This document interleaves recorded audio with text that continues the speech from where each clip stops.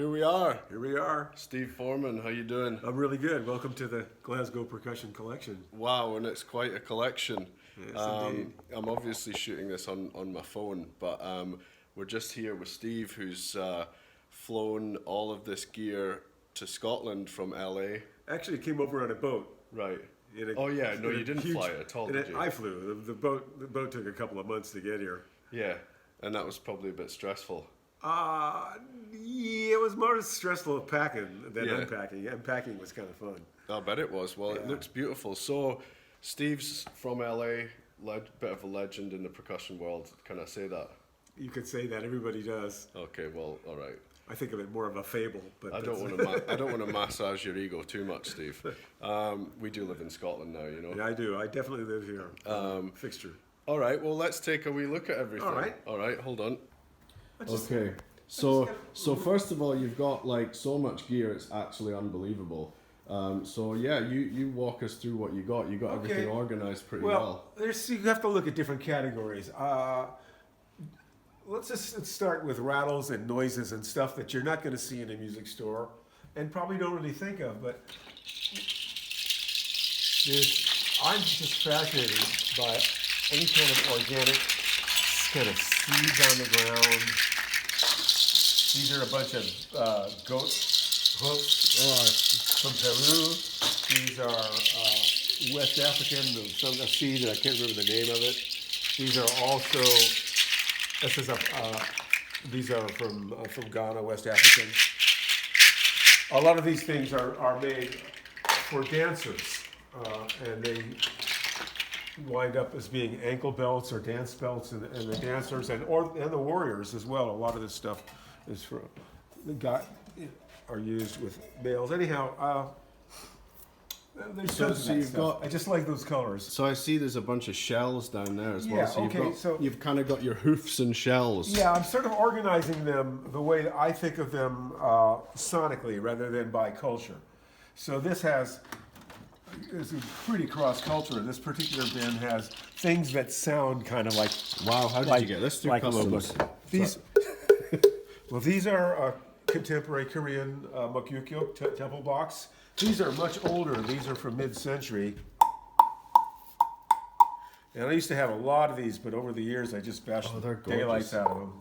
And then these are actual tortoise shells, which have similar sounds. These are rare now because you can't import them. No. But I was going to say, how'd you get that through customs? I just acquired them 20 years ago before the laws were passed.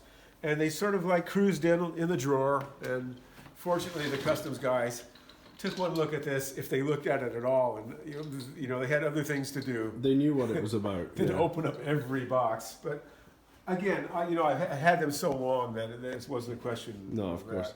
Okay. So, yeah, what's next? All right, here's a box full of wood blocks, including lots of Piccolo blocks that come from different sources. Here's a Piccolo wood block, which you could probably buy online. It's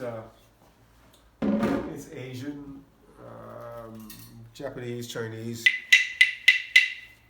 Here's a Buddhist version of it. This is not designed as a musical instrument. It's a meditation, but it's a fantastic Piccolo woodblock for recording. These are Chividaiko. These are cat food bowls. Oh yeah. Sadly, no longer accessible in a pet shop, but maybe you'll see one once in a while. Some sort of really hard plastic. Same type of use. And you might notice that a lot of my stuff, if not all of it, has Velcro all over it. That's to keep it from bouncing off the trap table. Okay. Oh yeah. Quick setup, you know. Oh, clever. Yeah, Clever. Yeah, I'm not crazy about metal hardware. It hurts your instruments. It sounds crappy. Weighs a ton. I'm all about Velcro. I'm Mr. Velcro. There's probably miles of Velcro in this studio. Brilliant. All right. Well, we'll be here all day if I don't. No, we will go into broader categories. Metal instruments. Lots of instruments and metals. These are a bunch of crashers made by Peter Engelhardt. You might be aware of him as an American sculptor and metal designer. Wow. And these are designed mostly for drummers and stuff. But Peter also made some tuned percussion. These are, I don't know if they set up properly, but these are one of 5.5 octaves I have of Peter's cone bells.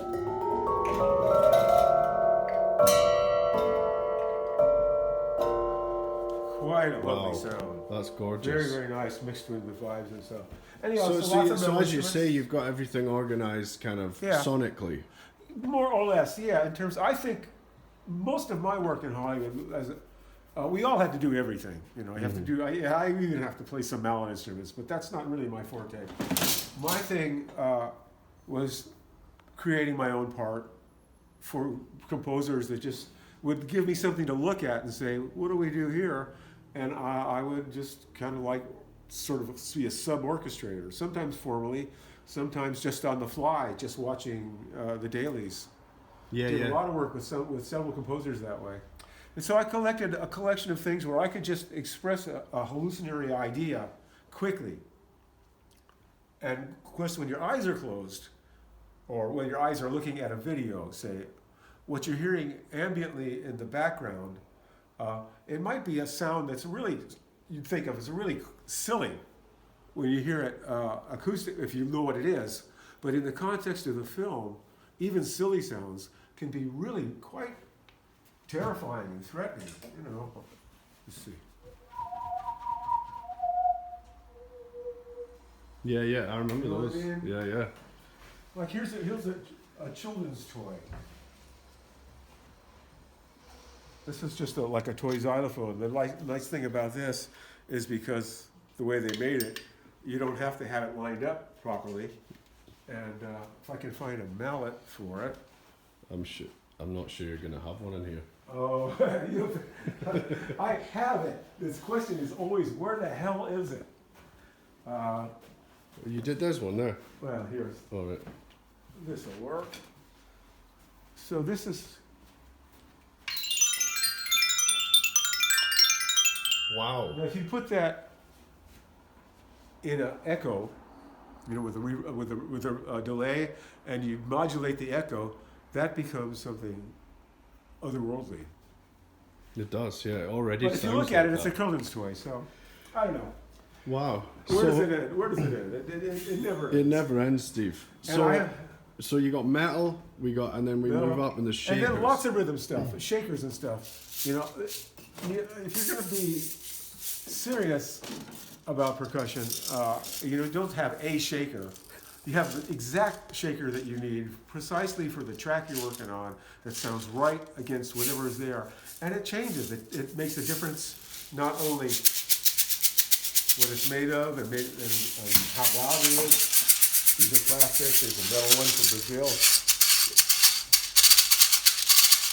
But the tempo also makes a difference. If it's really slow, you're going to have an instrument that plays well at some tempos and not other tempos. So you have a variety of things so that you can fit precisely the requirement of the music in that context at that moment. So unfortunately, that means a lot of stuff. So I always had this reputation for being the guy that had all this stuff. Although by today's standards, all the guys have all this stuff, or a lot of stuff. But my stuff is junk.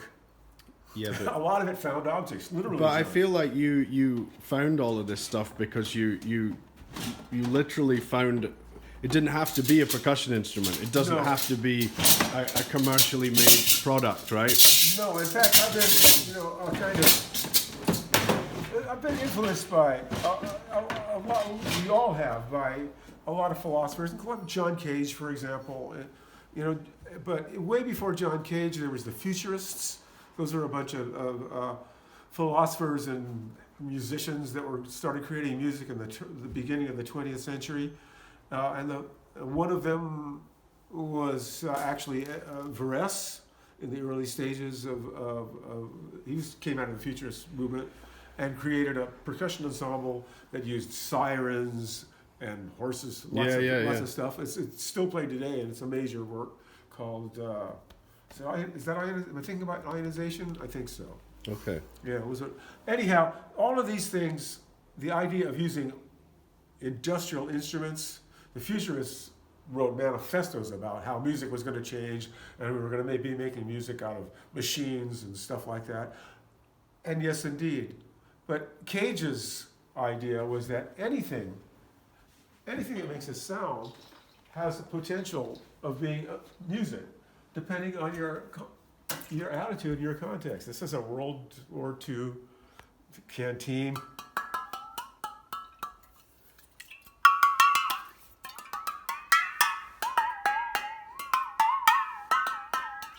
Wow.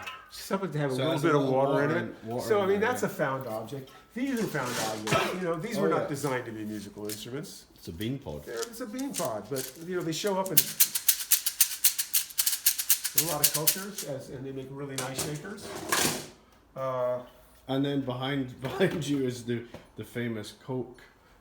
Here's a very good idea. This is an Yeah. industrial artifact that the futurists would be happy to embrace as a musical instrument. As you were. As I was, yeah. And this is actually a very nice one. These are known as pills, and they were advertising symbols that would be on service stations and sometimes on the walls. Yeah. This is a rather large one. Very interesting as a gong in and of itself. And if you play from the edge to the center, we have a modulation of pitch.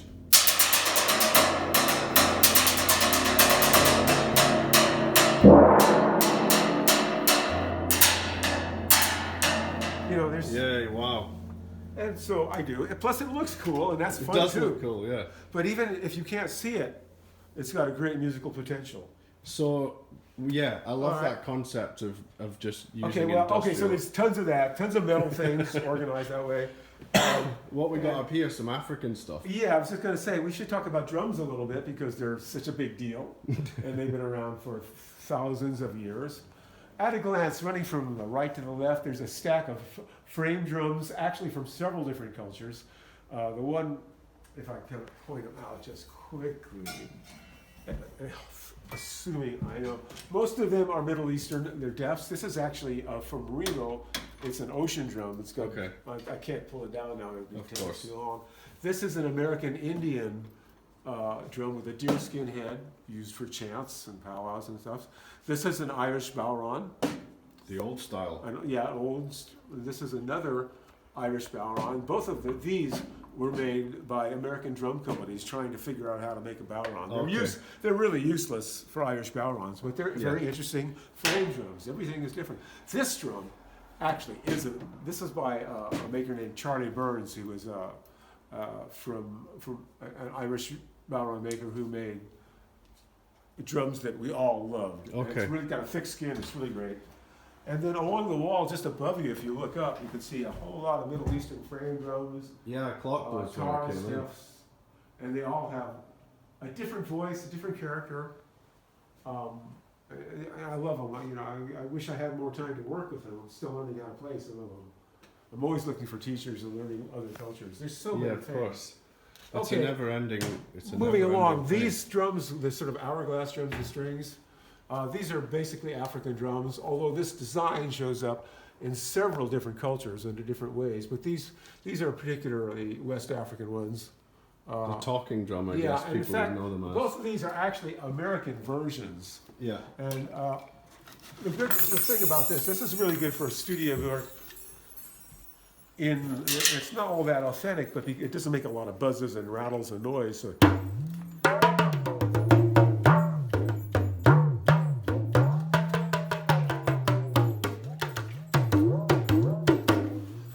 Wow, Those I are love those. those things.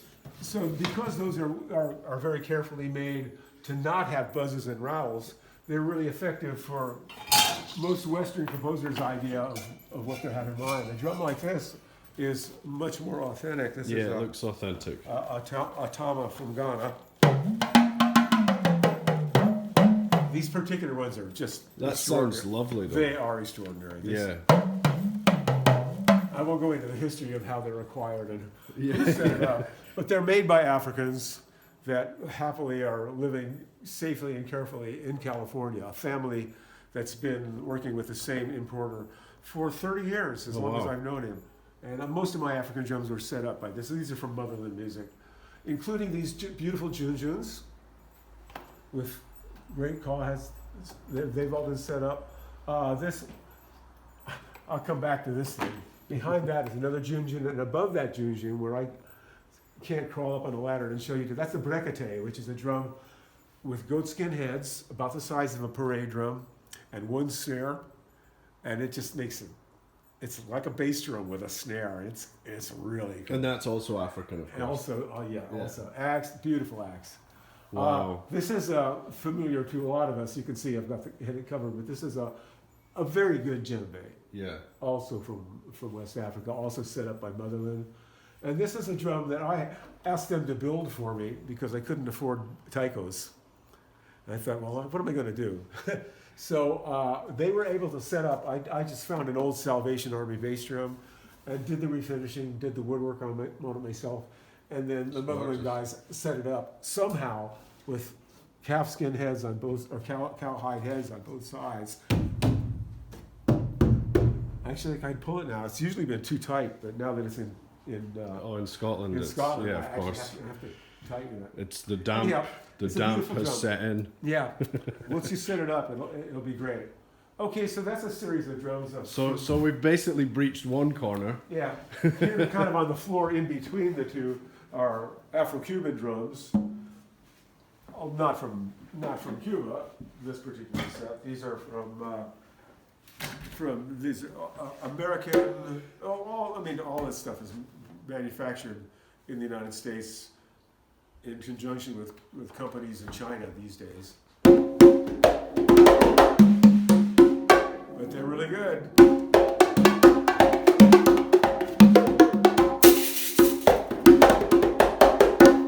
Those are my tokos. I love these.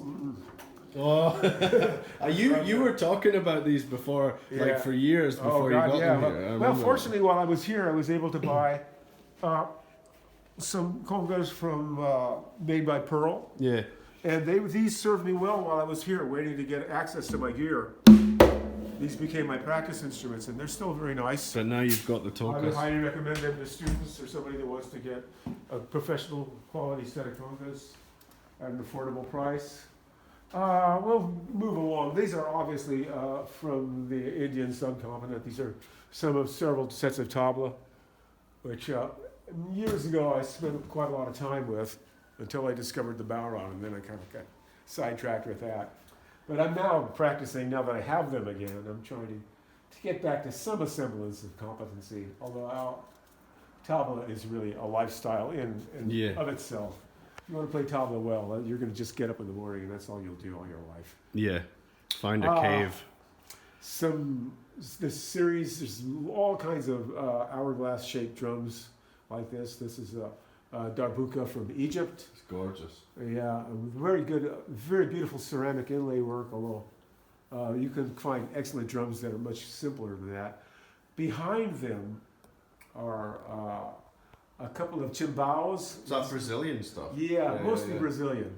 All the drums that are, except for the darbuka, are Brazilian. Not all of them made in Brazil. This is a hepeneke, which is actually made by a guy, I think, in Finland. But it's a great axe. I've had it a long, long time. Behind it is a chimbao, I think, contemporanea, probably. Don't remember. Another chimbao. And this is a robolo, a small one. Oh. This is really nice because if you're only going to play samba music and you don't have a lot of room for big instruments, this one is really nice.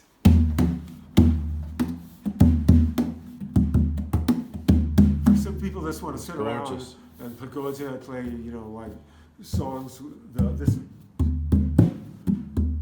there's the size that's most usually used is a little bit larger than this. We use this for rhythm theory classes and stuff. I just like the sound of it. It does sound lovely. Oh, it is. quite And, dull. it'll play the phrases that you need.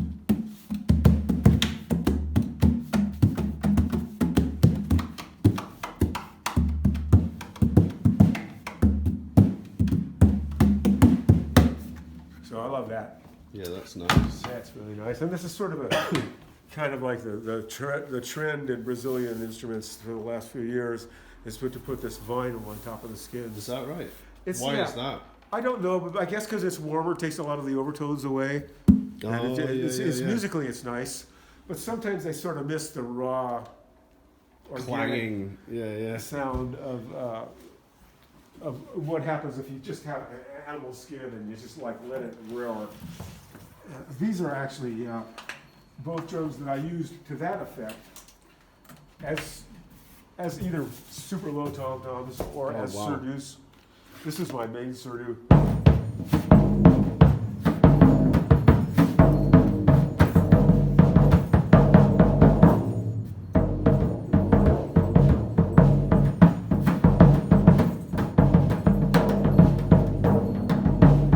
And this drum is actually, it's hard to see, but this is a mid-century American leady. It does look like that. This is a 22-inch leady floor tom. Wow. With calfskin on both sides. This one has goat skin.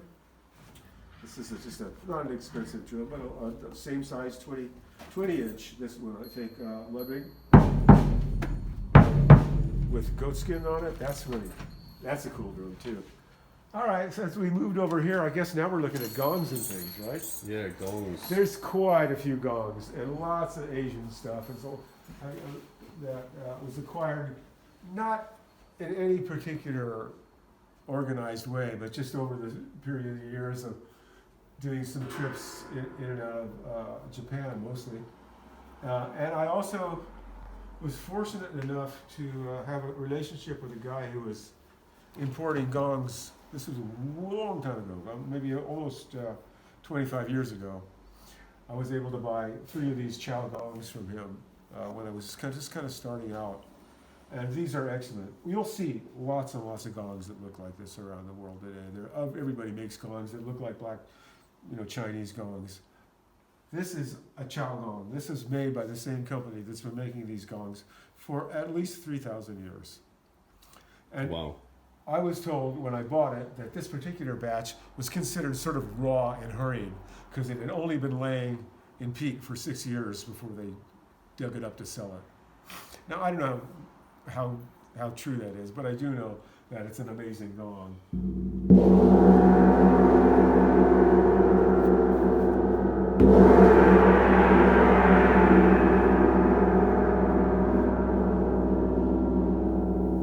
That is gorgeous, yeah. I mean, I fortunately have 3 of these different pitches, and they're all like this.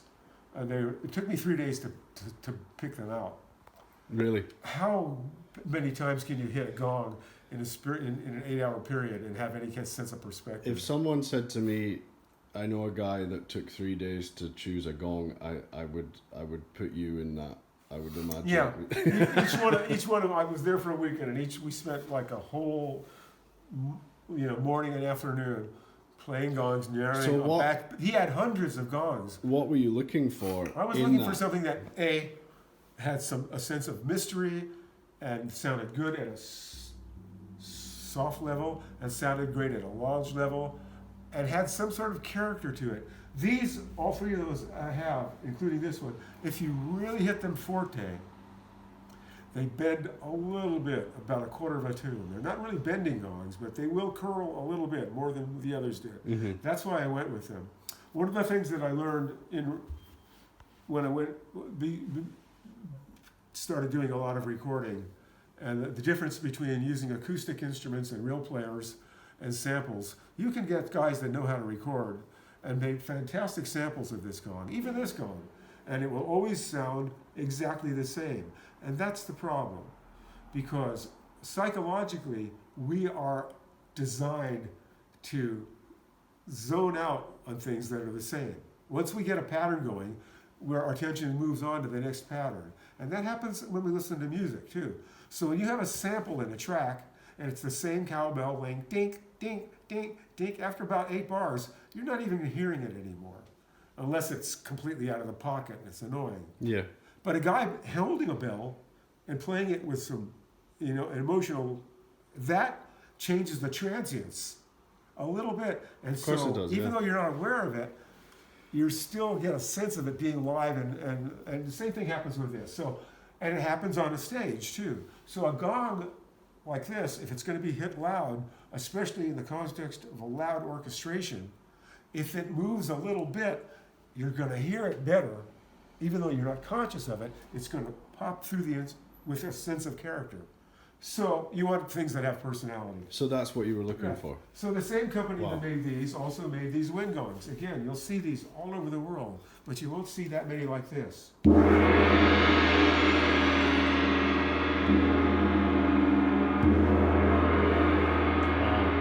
That's just a 20, an 18-inch gong, But it'll do everything that you need a gong to do, in a quieter context. So it's really good in a small group. Yeah. It's good in a club. It's good in a chamber group. Where something like this, you have to hit it so loud to have it sound like a gong. It's beautiful if you hit it soft, but it's not the same as at the same dynamic. That's incredible. So the wind gongs are very practical. Cool. So where are we now?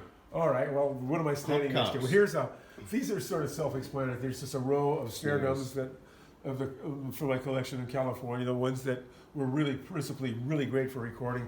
Very quickly, this is a Ludwig super sensitive, independently used snare drums. Beautiful.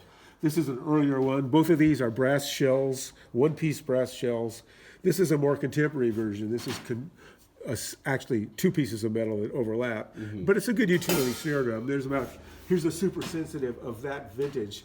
This one is about 50 years younger than that one, and this one is quality that's too. gorgeous, It is. It was a great snare drum. You can run that snare drum. Yeah, I can and this is, imagine I that think, sounds- also a leady. It's set up with calf heads on it, and it's just a great drum. A couple of Piccolo snare drums. Yeah. Just so I have good orchestral gear. Yeah. That's where that is. These are some of 3 sets of timbales that I brought along. Nice. These are tokas, which are well made, but the same vintage as the congas. Really excellent drums. Behind them, you can't really see it, but there is a set of Hector Morales brass 50s, very collectible. And these are Gretsch timbalitos with goatskin heads on them. Also, they're smaller than normal, but to a collector, they're really interesting instruments. I don't know if you can make it out behind these hubcaps. There's a set of prototype early rototoms, which were made. They almost sound like toy drums. They're quite lovely. I write from a lot, and might as well discuss the hubcaps more. Yeah, this was something I saw you with years ago. Yeah. And what's the story with the Well, hubcaps? when I first got to California, before I really knew anything about all this other stuff, I had been playing with a cover band, mostly there as a composer. And I had come out of some experience as a symphony musician, but I wasn't really this kind of a percussionist at that time. And I had no gear. I had no congas. I didn't have any money. We were all broke living together. So I was always scrambling to find something to play, because they had a great drummer in the band and he didn't want me all over them. So I'm making rattles and all kinds of stuff, springs. A lot of the stuff's still with me. This was a hubcap. In fact, this is the hubcap that I found in the Los Angeles River, which is a big concrete ditch. Yeah. And I don't know, I thought, maybe this will be a percussion instrument. It wasn't that interesting. I took it back home and I thought, well, I've been hearing something on records in Brazil. It sounded always to me like it must be springs on car parts. And I said, well, this looks like a car part. And I put a couple of screen door strings on it, and it sounded like this. I thought,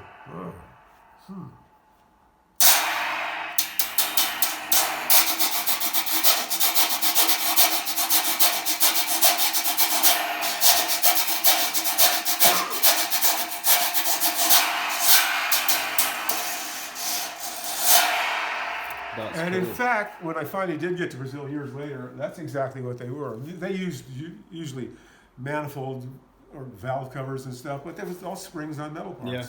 So I had it right, in spite of myself. But this became, when I started doing a lot of dates, a very important effect. You used it a lot, did you? Lots of pop records and stuff. You know, instead of a cymbal, it's something else. So what? Give us an example of a record that this is on. That. Oh God, I don't know if I could. Yeah. Somebody else would have to tell you. My cartage company would know more than I do. I mean, it was always in my case. It's one of the first things I reached for. But I also used Got you. So it would be one of your top things in your right. in And your I kit. use it to this day instead of a cymbal when I'm just playing. So, well, that might lead on to the beast here. Okay, yeah, we're talking about special effects. Might as well. This is probably when I came here for the first time, I didn't notice it. It was sort of in my peripheral vision, but then I was like, holy shit. Yeah, this is the steel sheet. This is what I believe is stainless steel. It's non-magnetic, and because of the circumstances in which I found it, I don't believe it be an aircraft material with titanium or anything in it. No. Because it was abandoned, covered in paint and stuff. Anyhow, to cut to the chase, I copped it, found it in an alley and copped it. I figured out a way to hang it up in my studio there, thinking it has to have some kind of potential. And then when I finally got it hung up, I came over and I just tapped it and I went,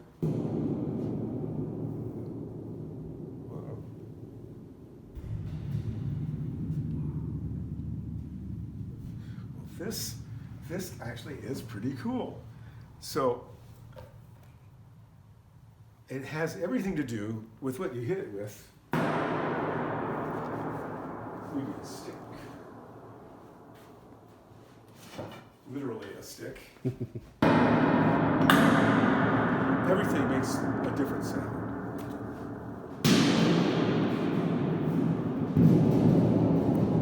And then there's friction effects.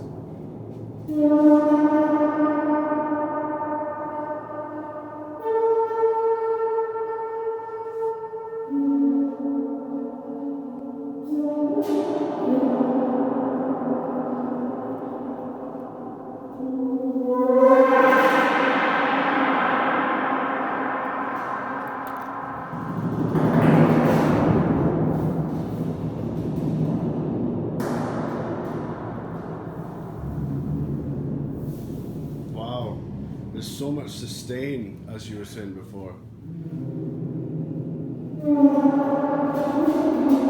Okay, all of those effects you can do on a gong, but there's something about the steel sheet that's just.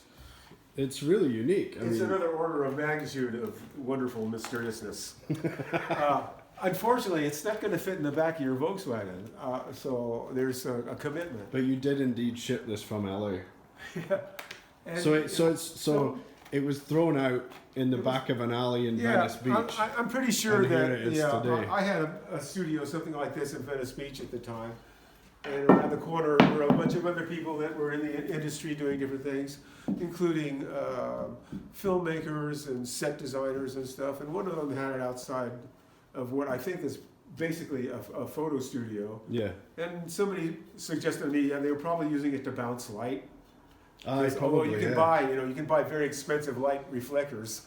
Guys in the industry they work But this fast. is a pretty nice reflector for light. Yeah, for them, this probably cost them less than £100 or $100 at the time. That's and an actual light bouncer with hardware would have been much more expensive. So this is more expedient. And as soon as they had their photo shoot, they just left it in the alley. And through another long story, which I won't walk you through again, I did acquire it and figure out a way to get it up in the air.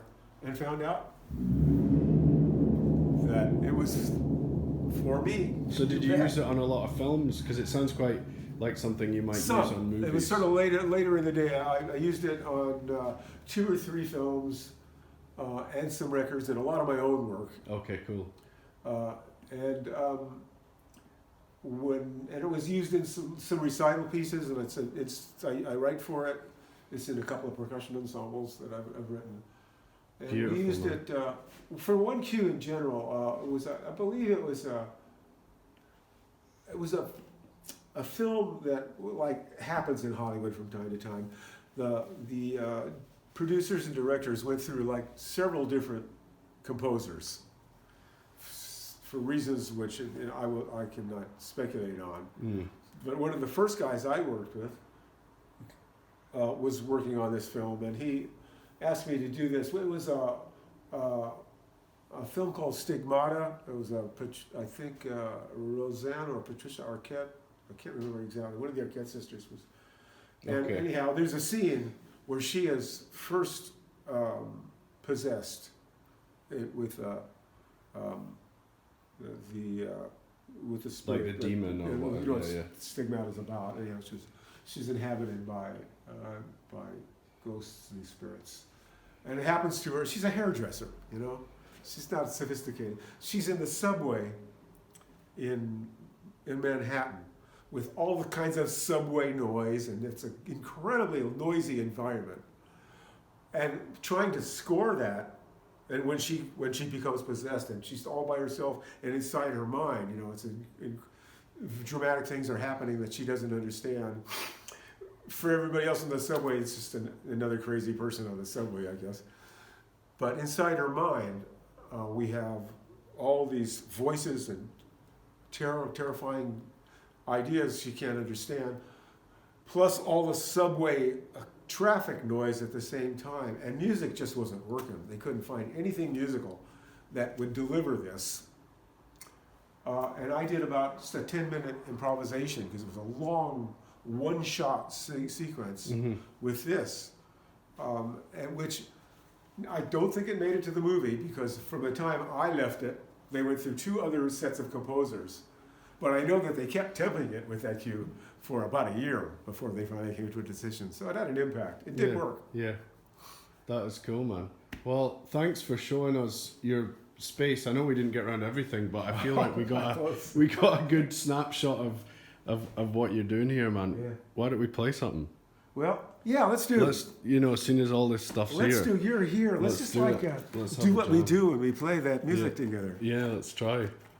Because besides talking about it, I really much rather just using it. Well, let's go.